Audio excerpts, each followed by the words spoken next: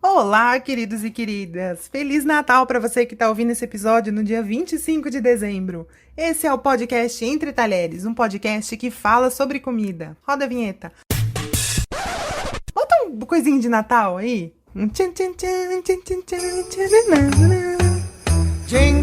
Obrigada. De nada. Vocês comeram bastante? Agora estão aí rolando no sofá, sem conseguir se mexer direito? Foninho de ouvido escutando a gente?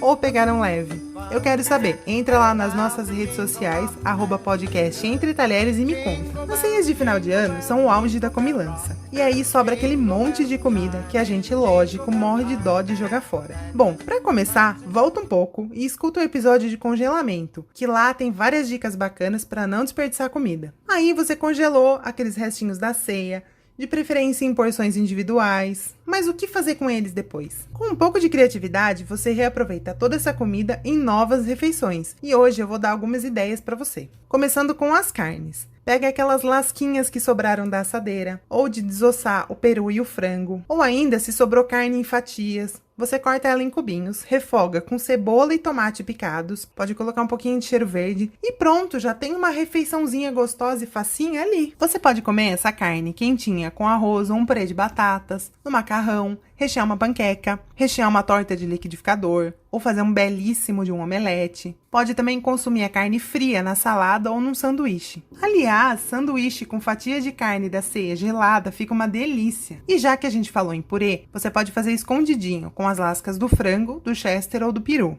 Mistura essas lascas de carne com um pouquinho de molho de tomate, só o suficiente para não ficar uma carne muito seca. Coloca num refratário, cobre com purê de batata, ou de mandioca ou de mandioquinha, cobre com queijo e leva para o forno para gratinar. E com essas sobras de carne, você pode também fazer risoto. Risoto, que é diferente de arroz de forno. Você pode fazer também um arroz de forno, lógico. Mas em janeiro, eu vou ensinar vocês a fazerem um belíssimo de um risoto em casa. E também, se sobrou arroz da ceia, faz bolinho de arroz. É só amassar o arroz, misturar um ovo e um pouquinho de farinha de trigo e misturar até dar ponto. Pode incrementar com queijo ralado ou com cheiro verde também. Faz as bolinhas e frita em óleo quente. Quem não gosta de molinho de arroz, né? Agora eu preciso pegar fôlego que eu vou dar a receita da farofa.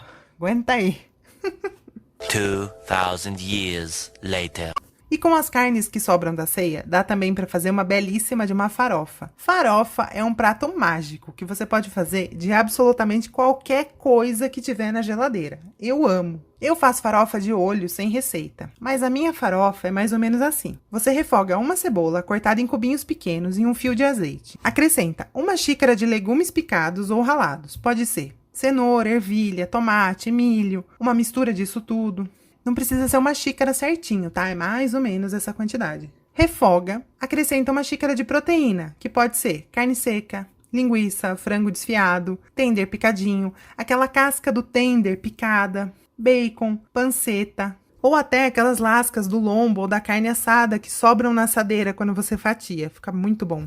Coloca uma colher de sal, um pouco de pimenta do reino, alguma pimenta mais forte se você gostar. Pode colocar também ervas para temperar, fresca ou seca, o que você tiver. E aí você coloca a farinha de mandioca, ou farinha de milho, ou farinha de rosca, aos poucos até dar o ponto. Tem gente que gosta de uma farofa mais molhada, tem gente que prefere ela mais sequinha. Aí fica a seu critério.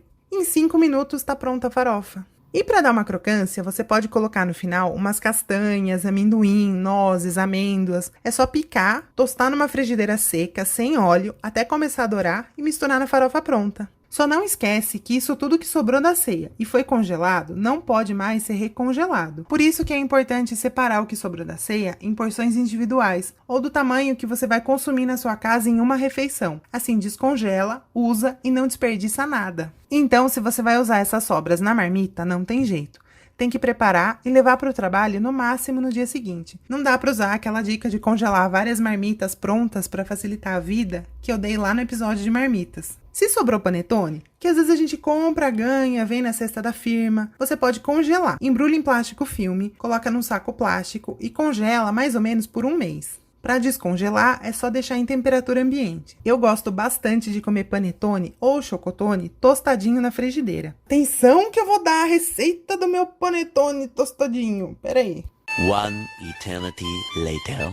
Eu coloco um pouquinho de manteiga numa frigideira antiaderente, coloco a fatia do panetone, que pode ser uma fatia bem alta, e quando ficar dourado eu viro do outro lado e deixo dourar também. Cuidado para não queimar, porque doura muito rápido, porque tem muito açúcar. Fica uma delícia. Com uma xícara de leite quentinho, Se na sua ceia tinha algum tipo de bolo decorado ou bolo recheado como sobremesa, você também pode congelar por até um mês e ir comendo aos poucos depois. E com as frutas que sobraram, você pode fazer geleia. Tem um episódio aqui do podcast que eu ensino a fazer geleias caseiras, com várias dicas ótimas e a explicação das frutas que podem ou não virar geleia. Dá também para usar essas frutas para fazer uma bela de uma salada de frutas. E com as frutas que não viram geleia, como melancia e melão, por exemplo, você pode fazer suco, pode fazer umas caipirinhas ou pode incrementar os chás gelados.